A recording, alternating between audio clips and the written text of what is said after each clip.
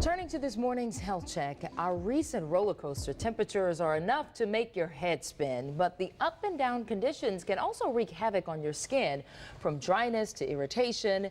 There are steps you can take to protect your skin. Here with tips on how to survive Houston's yo-yo weather conditions is board-certified dermatologist Dr. Sherry Ingraham. Thank you for joining us. Thank you for having me. And I have to tell the viewing audience that when we sat down off camera, you said, "Let me see your hands." You wanted to see my skin, and I didn't want you to see it, but I'm trying to take care of it. But we should talk about, I think maybe sort of like me, it's like in the back of my head, I take care of my skin later.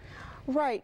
People are so accustomed to brushing their teeth 2 or 3 times a day. You need to think about maintaining your skin balance as well, especially when the temperatures are fluctuating up and down.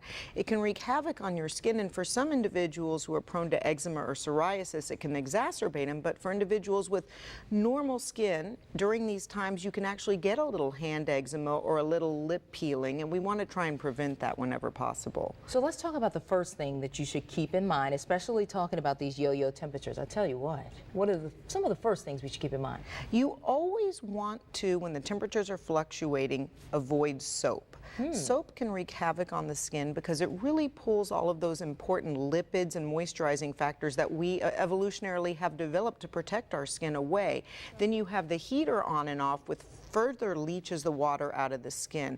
So remember to use a soap-free cleanser whenever possible, which is a synthetic cleanser. There's plenty at the store, especially in the liquid form, and also a good barrier cream. You'd mentioned Cetaphil, that's a great one, or CeraVe. As soon as you get out of the shower, you don't want to take a long hot shower, a shorter warm shower, cover yourself from head to toe, and especially pay attention to your hands. And when you say avoid soap, I think some people may think, wait a minute, so will my hands actually be clean if I avoid soap? Yes, if you can get a good synthetic cleanser, a soap-free cleanser, not a bar of soap. They tend to usually be in a liquid form, though there are some bars.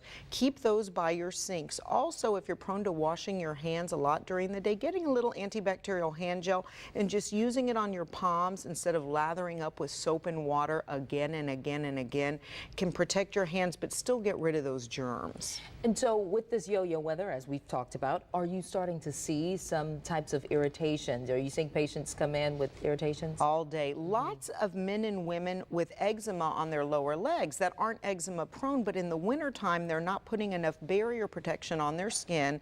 The heaters and the change in the temperature and the low ambient humidity is just drawing that fluid out.